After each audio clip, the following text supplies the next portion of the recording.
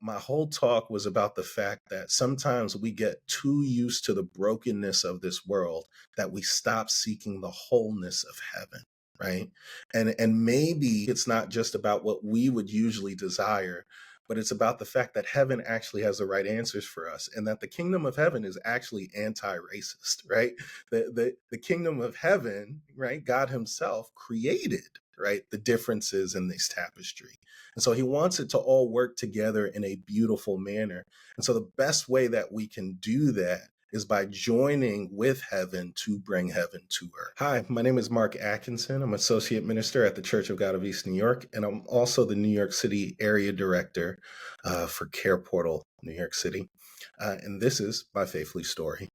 Could you tell me how your faith journey started? Absolutely. I actually came to faith at a Christian school. So I went to what is now called Valley Stream Christian Academy. It's a school that was created by a church called Bethlehem Assemblies of God out in Valley Stream, Long Island.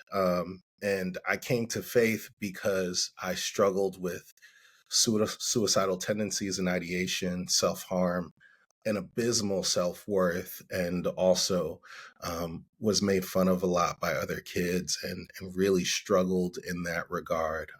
Dealt with a lot of self-hate. And there was a moment in my life where I really was contemplating taking my own life. And so there was a chapel upstairs in the school, and so the classes were downstairs. The chapel was upstairs, and so I would just go up to the chapel to pray.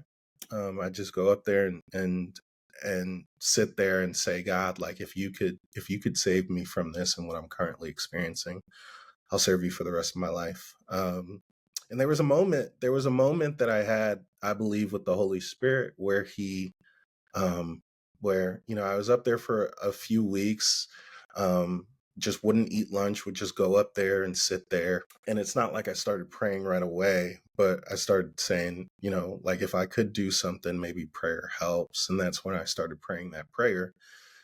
And afterwards, I remember there was a moment when I was sitting up there and it just felt like somebody hugged me. And if I could give a tangible expression to how peace feels, it felt like that hug. And that's when I gave my life to the Lord. And so I tell people, I didn't get saved because I was afraid of hell, or I didn't get saved because I necessarily wanted a new life. I got saved because God gives purpose. And that's what saved my life. I call it the swaddle. Yeah, You know how you swaddle the baby? exactly. Yeah, yeah. Yep. Yep. So what were you Exactly. going through that made you think those things and believe things about yourself? Yeah, so I think there was a lot. I think some of it was racial. I grew up in East New York, Brooklyn, and then we had to move to Long Island for a better life. Honestly, East New York was just known as one of the roughest neighborhoods in the whole country. Not even just in New York City, but in the whole country.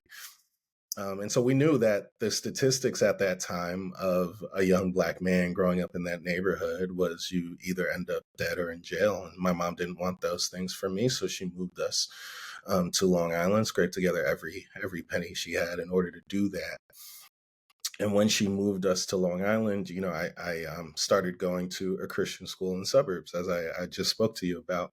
But because I was young, I couldn't understand the history of neighborhoods or municipalities or townships and how that works, right? And so I'm seeing where I grew up, which is really a dilapidated neighborhood in East New York. And then I'm going to school in this place that, is really nice. And my friends' parents are picking them up in really, really nice cars, right? And so I couldn't rectify for myself without the historical knowledge of like what is going on, what is making this so different, right? And so unfortunately, because I didn't have that historical context of gerrymandering or redlining or the war on drugs, right? Because I didn't understand any of those things, I just started to say to myself, well, maybe people that look like me just can't handle good things. Maybe we just can't have good things. and it was a struggle. It caused this self-hate inside that I don't believe God wanted me to have, right? And I think it was that also coupled with the fact that um, I was made fun of a lot by by other kids, and it destroyed my self confidence and my self esteem, right? And so it just made me not want to be here anymore. I actually thought the world would be better off without Mark Atkinson in it, and that if I wasn't here, people wouldn't notice. And so um, I think that was what really brought me to that point. Do you have siblings? I have half siblings that live in Jamaica, older siblings from my father, and so yeah, so they live in Jamaica, and I get to see them every now and then. Did you grow up with them?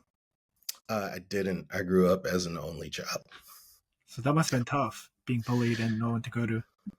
Yeah, and it's tough because you go to your parents, and um, as a preteen teenager, you don't really want to go to your parents too much because they're supposed to love you, right? Like they're supposed to say the good things to you, right? But you're kind of looking for somebody outside of your parents, somebody outside of your nuclear family to really speak into your life, to really say that no, you're worth it, you belong here, right? You're loved and accepted and you belong, right? What most human beings desire to hear. And so outside of that nuclear family, looking for that message, not being able to hear it could be pretty damaging for a young person. So after that moment of prayer, how did you start rebuilding your identity and worth? Yeah, I just threw myself into trying to learn as much about God as I could, right? Like I had just had this experience with this God that I went to church my whole life, and I would always say I did the dance to get the hug, right? Like it wasn't that it was a personal faith to me, but it was how I grew up. It was culture, if you will, right? And so I grew up in this spiritual culture, the spiritual climate, but I didn't really have a relationship with God for myself until this moment. And yeah, I just started to really engage in reading my Bible and listening to worship music.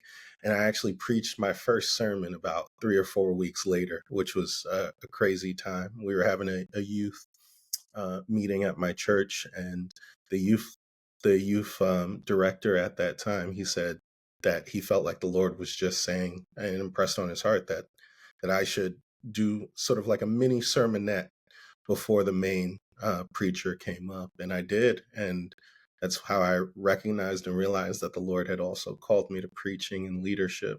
And so it was an interesting thing because I went from sort of like the school pariah to parents at the school telling me, "Hey, we've been praying for positive peer pressure, and we believe that's what you are. You're the positive peer pressure our kids needed." And so it was an interesting switch, but I think that's what happens when God puts purpose into your life. When God builds you with this purpose and expresses it to you.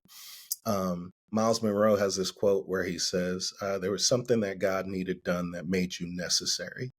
And it's a really paradigmatic moment when each person realizes why they're necessary, and I think that's what changed for me. So was preaching always part of your growth as a Christian throughout your high school and junior high school years? Yeah, I guess it was. I was sort of known as like the young preacher at that time. I preached my first sermon when I was 14.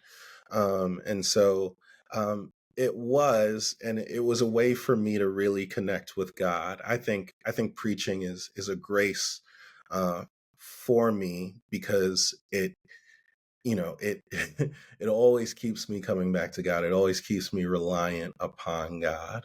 But yeah, I started to preach more and more often, which is cool, and started to become more passionate about things in the community as well, as I went on to college and as I grew older as well. So how did all those experiences kind of lead you to where you were heading? Yeah, that's a good question. So I went to college, went to Hofstra University, and while I was at Hofstra University, I met someone who I call my fairy godmother. Her name's Dr. Lisa Merrill, and she's one of those people that do what I call the second look. Right? Sometimes you see something, and then you thought you saw more, and so you look again. She did that with me, right? She gave me that second glance, that second look, and she saw more in me than I saw in myself. And so I was taking one of her classes, and she asked me if I wanted to be one of her peer teachers. And so I basically peer taught for her like 5 or 7 times while I was in college. She would let me teach some of her college classes. It was actually pretty amazing. And she voluntold me for one of her classes that was coming up. It was called Democracy and Performance, right? And basically, the whole crux of the class was every single one of the students would have to do this culminating performance at the end of the semester, but um, they all had to be shaped around an issue that was prevalent in the past that is still prevalent today, right? And so everybody's choosing these different people. Somebody chose Woodrow Wilson, somebody chose Ida B. Wells, right? There are all these different people that are being chosen. And so I'm trying to figure out who I'm going to be. And she chooses for me. She chooses someone named James Weldon Johnson. And for those who don't know who James Weldon Johnson is, he's called the Dr. Martin Luther King Jr. before Dr. Martin Luther King Jr. So this man did it all. He was a songwriter, a poet, field secretary for the NAACP, a teacher, a principal. He was the first Black man to pass the bar in the state of Florida. He pretty much did it all, right? Activist, you name it. But more, I think the thing he held most closely in all of his identity was that he was a man of faith, right? And he was a man of faith that grew up in the Jim Crow South. And in that time, we know that there were tons of racial tension and racial violence going on. And so she chooses this script and she sort of writes it with me. And in this script, James Weldon Johnson actually comes across in the Jim Crow South a Black man being burned alive at the stake. And he's hiding in bushes because he doesn't want to be caught himself. And he starts to have this dialogue in his mind where he says, how could a nation that calls itself the beacon of democracy to the world openly burn its citizens alive? Right. And so he's having this discussion, and he ends this discussion in his own mind with himself saying, if the Constitution of the United States of America can't wrap its strong arms of protection around the weakest and the humblest of its citizens as it does around the strongest and the proudest, then it's just not worth the paper it's written on. Right. And then he sings this song called Lift Every Voice and Sing, which is also known as the National Black Anthem.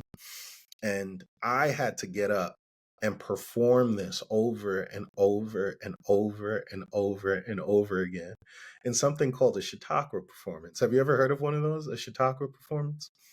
So a Chautauqua performance is when you are the character. As soon as you put on the costume, you are the character until you take it off.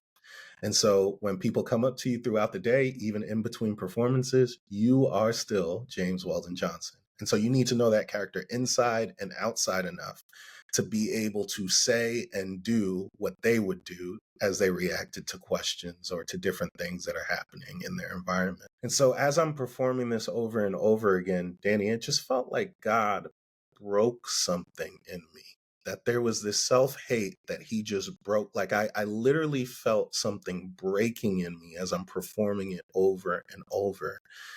And I believe what God broke in me was this self-hate or this self-deprecation for how he created me. He chose the skin I'm in. He chose how he wraps me. He created me in his image when he created me as a Black man. And I think one of the beautiful parts was that I feel like it also connected me to this rich ancestry that we have in this country of people of faith who were freedom fighters, who fought for a more just society for everyone, not just because they believed in a just society, but that they believed in the kingdom of heaven, and that the kingdom of heaven is the most just society. And that's why they fought for it. And so it's almost like God connected me to that in those moments. And I walked away and I told Dr. Merrill what had happened. And she smiled and she quoted the Reverend Jesse Jackson to me. And she said, "Great, each one teach one." She's like, "I want you to go and do for other people what you've experienced here on this stage." And so that's how I kind of got involved and engaged in my professional career. I love that you said that because one of my biggest struggles, especially with the BLM movement and the George Floyd issue with COVID, is that I saw a lot of Christians like rail against like social injustices and whatnot, but I never heard them at least preach it under the umbrella of kingdom justice. Do you know Mm, what I mean? Justice hmm. for all, unity, because it's always tribal, right? And Yeah. I feel like that's just the world's influence of trying to even make issues that we want to fight for as Christians to create these dividing lines rather than like, no, we have an open door policy and we want conversation and we want change because no one should be oppressed based on like how you look, where you grow up. So for you, like, how do you reconcile that in such a tribal climate? Yeah, there is a lot of tribalism in our climate. That is right, and the fact of the matter is this: when we hear a picture of what heaven looks like, it's that every tribe and every tongue together worships, right?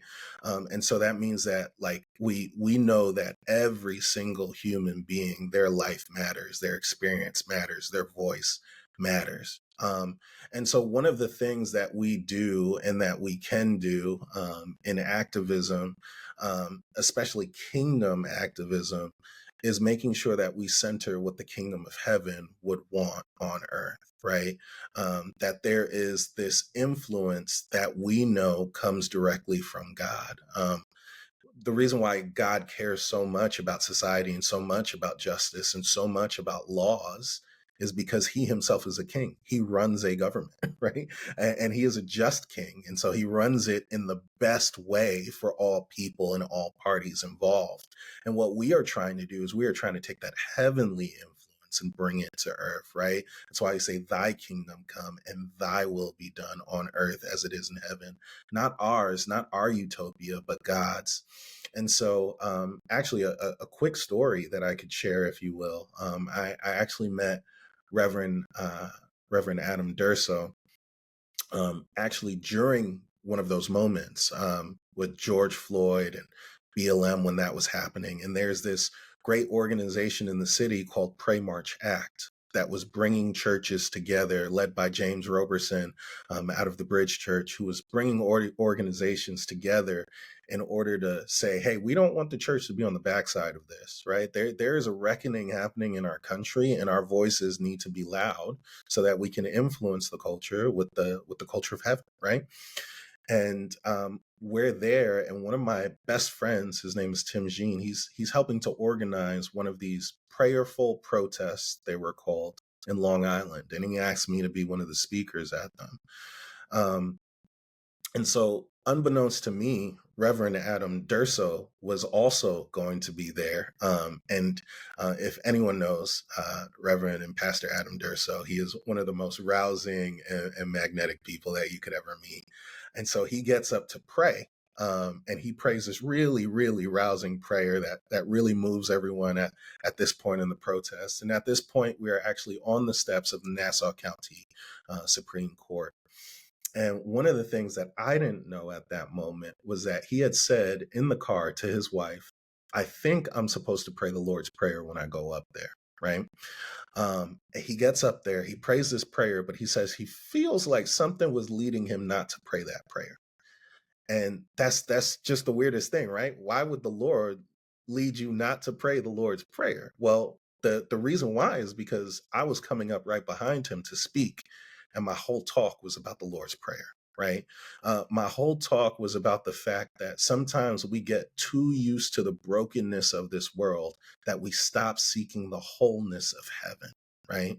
And maybe it's not just about maybe it's not just about what we would usually want, or maybe it's not just about what we would usually desire, but it's about the fact that heaven actually has the right answers for us, and that the kingdom of heaven is actually anti-racist, right? The kingdom of heaven, right? God Himself created, right, the differences in this tapestry, and so He wants it to all work together in a beautiful manner. And so the best way that we can do that is by joining with heaven to bring heaven to earth, right? And so that's sort of a moment that literally speaks to the question that you just asked. Yeah, one pastor says there's only one race. It's called the Mm-hmm. human race, right? Mm-hmm. And so the color of our skin, and it's just cultural, right? And it's Yeah. just different expressions of like who we are. But at the end of the day, we're all the image of God, right? So that Yeah. always stuck with me. Yeah. And I love the fact that God is so big, right? That there is no one shade or no one purpose that any one human could have, right? Like that could describe all that God is. And so I love sort of that depiction of, hey, there's only one race, the human race, but there are all these different shades because there are so many different facets to God. And He wants to show the goodness of His mercy and show the diversity even of His heart in the way that He created us. I even think about it in terms of purpose, right? All of us have different purposes, but they all lead up to this one God who loves us and wants to see this world redeemed, because His heart is so big that not any one of us could have all of His heart. So He almost breaks it up in little pieces and gives it to all of us, right? And I think it's even the same in culture. It's even the same in shades and hues, right? That all of these are pieces of the tapestry that God really has for us. I love that. Yeah, I read in a book, without diversity, there's no harmony. And I was like, dang, Mm-hmm. that's so good. So Because good. music's a big part of my life, you Yeah. know? So Love that. how did all of that lead you to lead NYC? Yeah. So actually, I was an educator at the time. So if I pick up the story from Dr. Merrill, she told me each one teach one. I was getting a degree in speech communication with a minor in anthropology and sociology. And I was like, huh, what do I do with that? Right. So I actually went into teaching. I started teaching in Brownsville, Brooklyn, which is a place that's very similar to East New York, Brooklyn, right, in the background of it. And my goal was to put the paint where it ain't, right? My goal was to be the equity that's often divested from communities that need it most. So I wanted to put myself back into the equation in this community. And so I was an educator for almost 10 years. Um, and it was amazing, right? Like started as a teacher in residence, became a special educator, became the 8th grade history teacher, became the chair of the history department, and then was a principal in residence. And that is the moment at which I met Pastor Adam Durso. And when we met at the protest, he actually hit me up, and he's like, "I never hit people up. People hit me up." But he hit me up, and he just said, "Hey man, like you did really well, and we have this position open at Lead NYC. I would love if you could come and join us here." To which I said, "Hey, that sounds like a great opportunity. You're talking about collective impact, and that's my jam. However, there are too many people that leave my babies and leave our kids in Brownsville, and I just can't be one of them. And so I can't say to my kids, hey, I'm leaving you to go make your lives better. I need to see this. I need to literally see this year through with them. I can't leave them before that year is up." And so he considered that, and he came back, and I really credit him, and I'm grateful to him because he came back and he said, "All right, we're going to leave this position as the neighborhoods director at Lead NYC open for you for a year. And I just need you to have some touch points with us throughout this year. But after this year, I want you to come and work with us because we want to do collective impact across the whole city to make sure that the government, to make sure the private sector, to make sure the nonprofit sector, and also the church sector are working together in order to provide the best outcomes that we can for neighborhoods." And I said, sign me up. I loved it. And so I finished my job at the school, and finished well. And one of the things that I started to notice in those last and final years at the school was that sometimes it felt like we had failed the kids before they even sat in our classrooms, right? As an eighth grade history teacher, if I have a child coming into my class at a third grade reading level, even if I get you up 3 or 4 reading levels, which we did in a year, you're still not prepared to leave my classroom and go to high school. And so there was this hunger and desire in me to say, man, like, what could we do to get further upstream?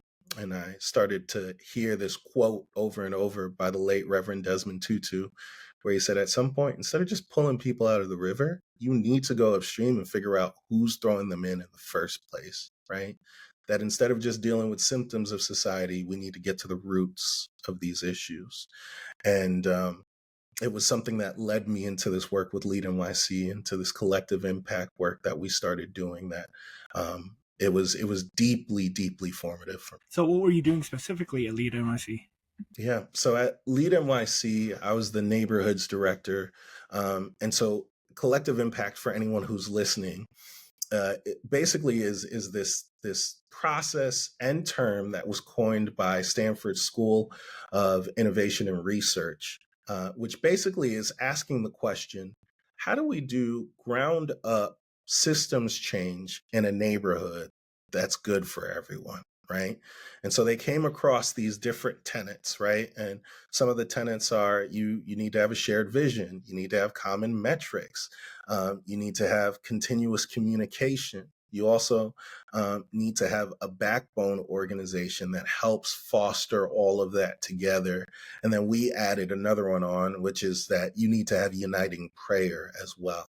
And so basically, what we were doing was we were working with some of the 10 most struggling neighborhoods in the New York City metro area to build these coalitions of the willing, to build these coalitions of collective impact. And we worked with amazing people like David Bidell and Urban Hope in Staten Island, or Justin Adore with Redeemer East Harlem in East Harlem, or Al Santino and Peter Ree in Washington Heights, right? We worked with some amazing people in order to start this process of dreaming again for our cities, right? Dreaming again for our neighborhoods, asking the question, hey, in 10 years' time, if God moved in a major way in this community, what would be the ways we'd be able to tell, right? And then working backwards from there and saying, all right, if that's the vision, what do we have to do in 3 years to get there? What do we have to do in 1 year to get there? What do we have to do in a couple months or in even a couple weeks to start to work our way up to that shared vision that we have for this community? So it was a very, very exciting time about building coalitions of the willing, about building the shared vision, and about building partnerships that would actually help us move the needle in these neighborhoods. So, what does that look like specifically? Like, what were some of the I don't know what you would call it, programs or strategies that you Yep. implemented, and what were the metrics that you were looking at? Yeah, that's a really great question. So we partnered with an organization named NEBA, and they did something called these ministry impact audits, where basically they would be able to look at the data of what the actual economic impact of the church in a neighborhood was, right? And they did it through a survey that was sent out, and then we used MIT's living wage calculator to really just calculate out, hey, what is the hour cost of what the church is actually doing in these neighborhoods? Here's some really cool stuff we found. One of the cool things we found is all of this was going on during COVID. We were doing this measuring during COVID. We were trying to build these coalitions during COVID. And we saw that as a lot of people were leaving the city, as a lot of people were trying to get out of literally the epicenter of COVID death around the world, which was New York City, the church was actually running towards where everybody was running from, because they knew that's where people needed the most help. Right. And so we saw churches holistically engage in more than they would normally do in order to meet the moment of crisis that our city was going through. Right. So that was a really cool thing. Another thing was we started to see what the heartbeat of each of the neighborhoods that we were serving was.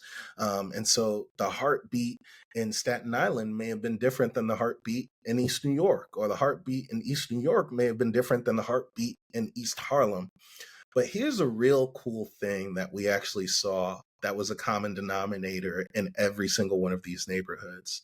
When asked, every single one of these neighborhoods said one of the top two priorities for them was caring well for the next generation, that they wanted to make sure that their kids were set up for success to live the lives that God really ordained for them to live.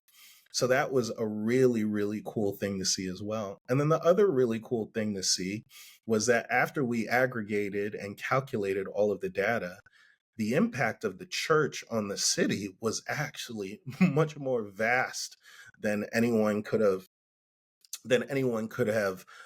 guessed by themselves. And so then we asked the question, all right, if we're all doing this individually, it's not even like we're all tied together yet. But if we're all doing this individually, we're all making this impact individually, we're all caring about the next generation individually, we're all running to the fire, from the fire individually, what would happen when we did it together? What could happen if we did it together?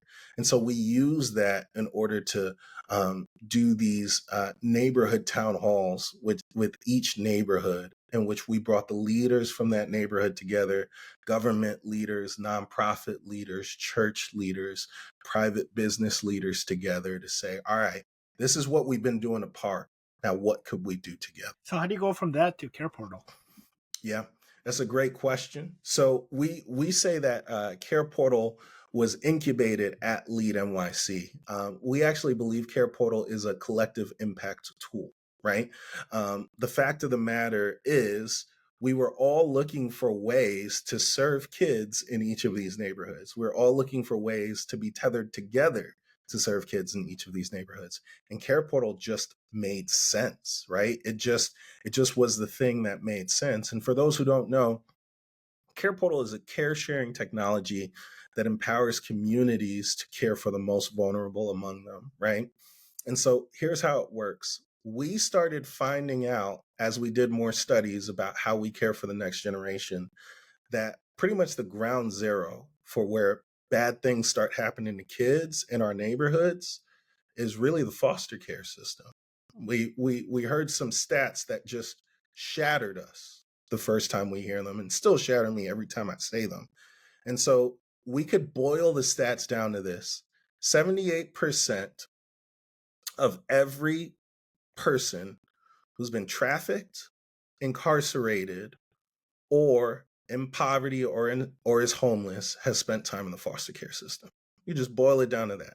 78% of those who've been sex trafficked, of those who have been incarcerated, or of those who are homeless have spent time in the foster care system. Which then begs the question, what is happening? like what is happening that is causing these outcomes for kids? And it's simple. Most cases that child welfare agencies come across are not actually abuse cases. There are abuse cases, but 70% of those cases, upwards to around 80% of those cases, are actually what we call neglect-based cases. And usually neglect-based cases are biased against people who are in poverty. Now, I'll give you an example. I used to be a teacher, right? As a teacher, I was something called a mandated reporter, which meant that if I saw something happening with a kid, I had to say something, no matter what. I had to go to the school counselor and say, hey, this looks a little off. One of the things we were told is that if a child is coming into the classroom wearing the same shirt for multiple days in a row, you're starting to smell a little body odor, you need to go immediately to the school counselor. Why? Because this child may not be getting taken care of at home, right? And so there were a few times when I did that, but when we started to unravel the trail, we started to realize something, right?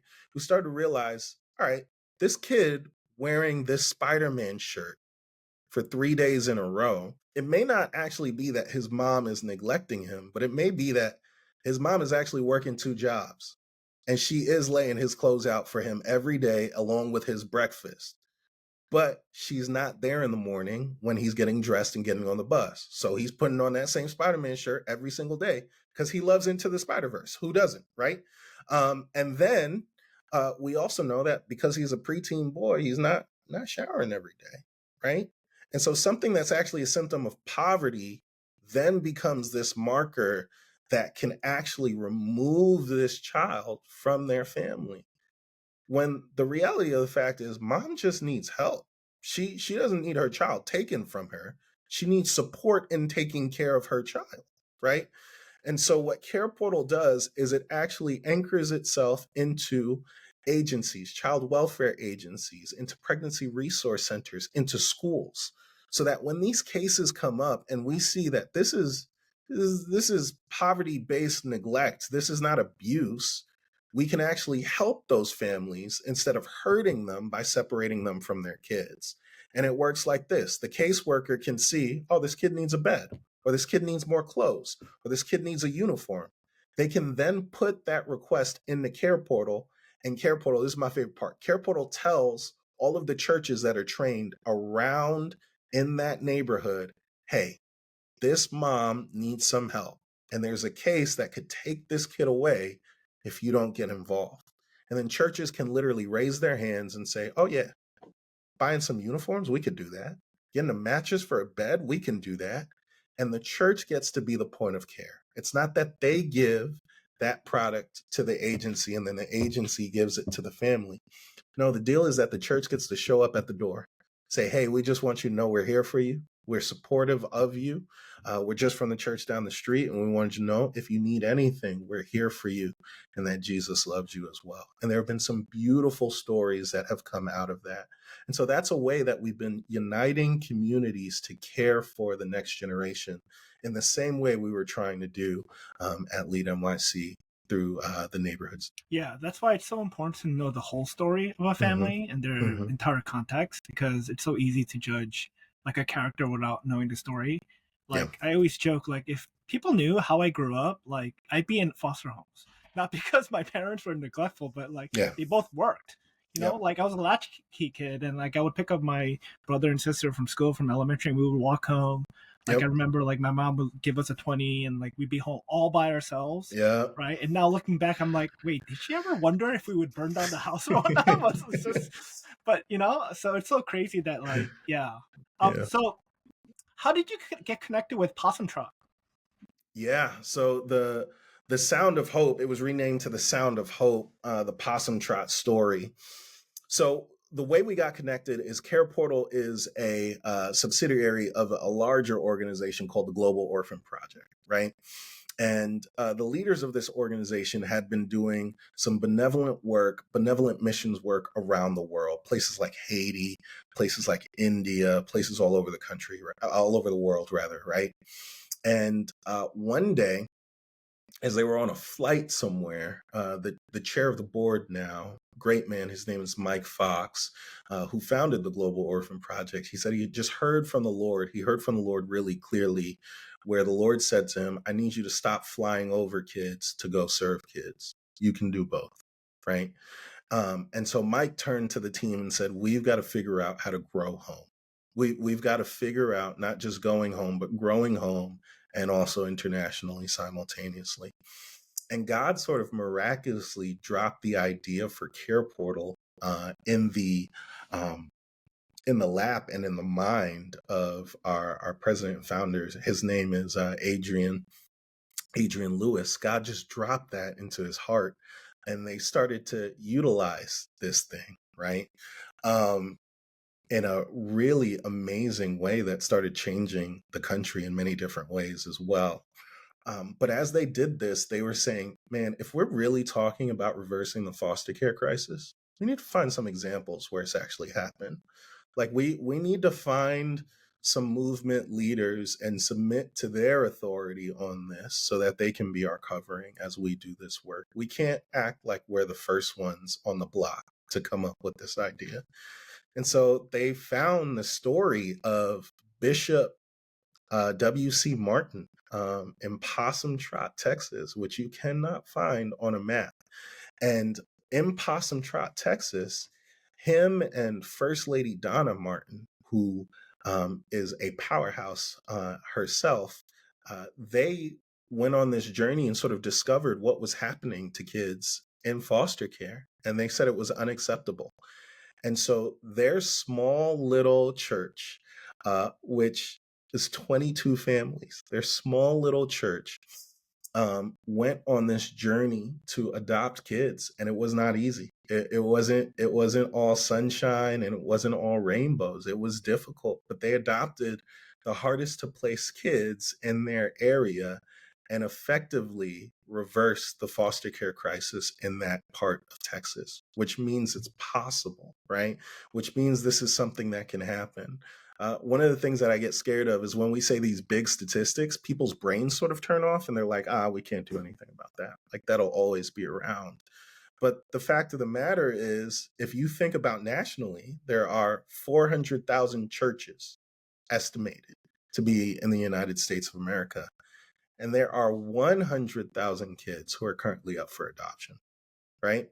That's a 4-to-1 ratio of churches to kids. Like that's a difference you can make. And if we talk about the actual amount of kids in foster care in general, it is 400,000 to 400,000. 400,000 churches to 400,000 kids.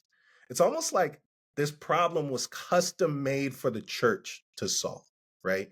And so the movie of Possum Trot really illuminates that. The movie of The Sound of Hope, the Possum Trot story, really illuminates that for all of us, that this is an issue that if we joined hands and said, no, we care about kids, we care about the most vulnerable among us, and we can make this difference together, you can see the change that can happen. And so the movie is incredible. I've seen it a couple times. It comes out on July 4th. It's going to be in theaters all over the country. I would really urge anyone to go and see it. I think sometimes the biggest detractors when a movement starts is awareness and education. How do you get people aware? And then how do you get them educated properly? One of the great things about a movie like this is it does both of those things for you while just sitting in a movie theater eating some popcorn, right? So that you can actually leave the movie theater and say, man, let's go do something. It's one of the best movies I've seen. Like Yeah. I loved The Sound of Freedom. I thought it was Mm-hmm. better. Yeah. Right. And I love the Yeah. fact that because when I first went in, it's like a foster adoption story, Mm-hmm. but then you kind of feel this anxiety or fear because again, raising children is hard. So when you're taking it in, all their issues. But I love the heart of the movie where it wasn't just families, it was a community of families doing this together.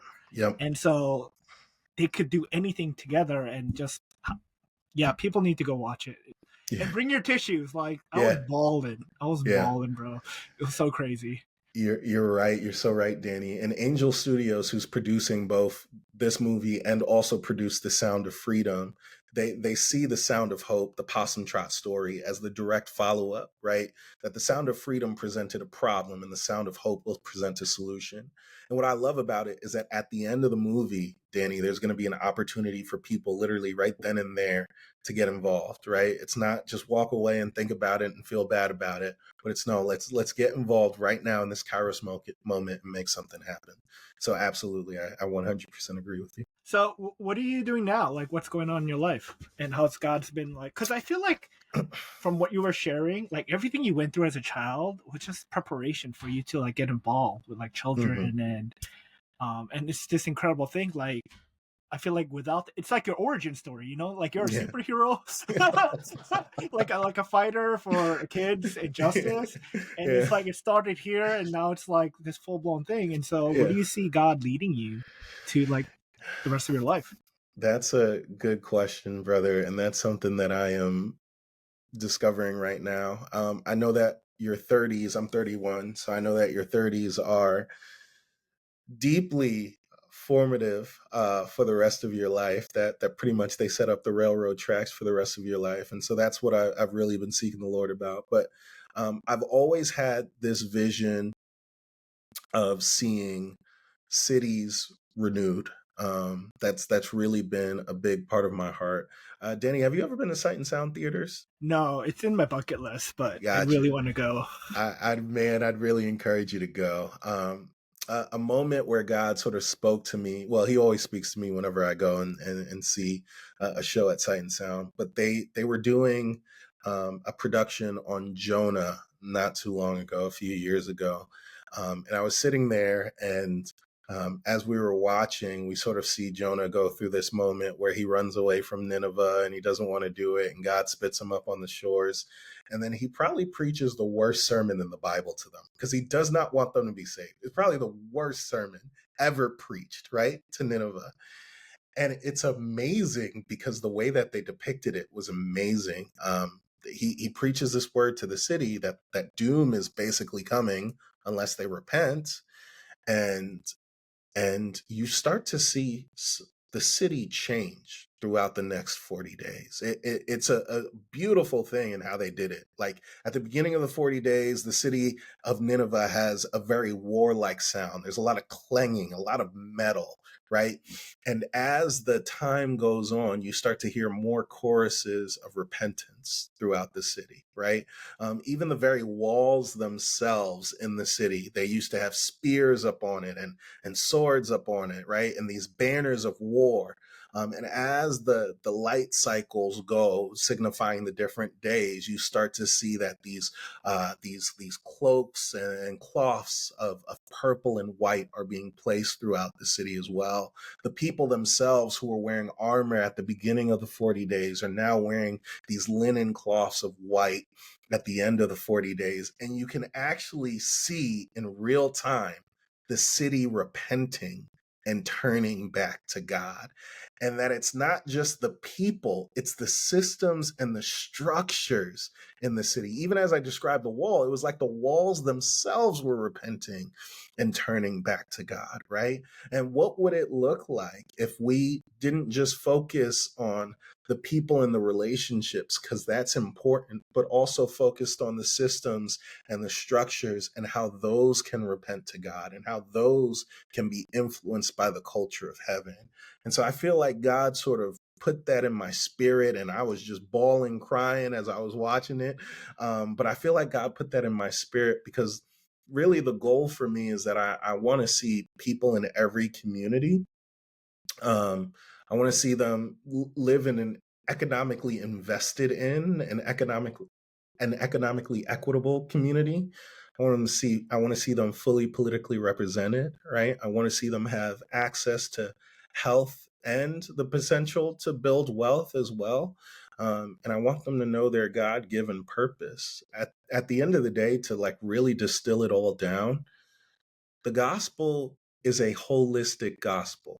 It doesn't just preach about our souls. Jesus talked about money so much, right? He talked about physical health, right? The gospel talks about our emotional health, our psychological health, our relationships. The gospel is holistic, right? So the gospel we preach must also be holistic. But the fact of the matter is, in some neighborhoods, and in many neighborhoods actually, people cannot actually realize the wholeness of the gospel in their lives yet because there are stumbling blocks, right? There are systemic stumbling blocks that are keeping people from being able to maybe see the gospel realized in their mental health or see the gospel realized in their physical health. And so, what would it look like for us to look at neighborhoods and say, I want to remove every stumbling block from people living out the holistic gospel? I think that's really what I'm trying to figure out. How do we do that? How do we work through that? How do we make that happen on a city level? That's really, I think, the next step for me. Yeah, it's hard to thrive when you're too busy trying to survive. And I Exactly. think we as Christians forgot like there is prosperity in the gospel, right? But it's not Hmm. merely material, but Yeah. a heart that says, hey, I want to make as much money possible so that I can help others come out, right? Yeah. Like there's nothing wrong with making the billion. It's just keeping it. Hmm. That's the problem. Yeah. Yeah. And so, Exactly. yeah, man, this was so refreshing. Um, Oh, yeah. what are you hoping for at Faithly? Yeah, I really love the idea of Faithfully, right? Like a LinkedIn for people that are Christian ministers, lay persons, or people that just want to connect with others of faith, right? I think it's an incredible, incredible idea. I think my hope is that it starts to open doors, right? One of the things that has been tough, we know, for people in ministry or pastors is like, man, how do I connect to people to get to different places where I want to go to? And something that we've also seen is that, for pastors transitioning out of ministry, like what are the options? Like where do we go? What do we do? I think Faithfully kind of offers an answer to that by continuing to connect them to different networks of people who maybe have done the same thing or can open their doors to those that are looking to start on a new journey. So I love that. I love that about it. And I'm hoping that we continue to see it built out in some amazing ways. And how can we be praying for you? It's such a kind question. Yeah. I think what I shared about the city and about kids, I think praying for those two things that cities all across this nation, all across this world would truly be renewed by coalitions of the willing, people of faith willing to work with others to make change happen in their neighborhoods. And then the second thing that I would ask everyone to pray for is for the kids in our neighborhoods and to really ask the Lord, how do you want me to go upstream? How do you want me to get to the issue that's causing kids to fall into the river? Because at the end of the day, Danny, something that I've prayed about and thought about a lot is this, right?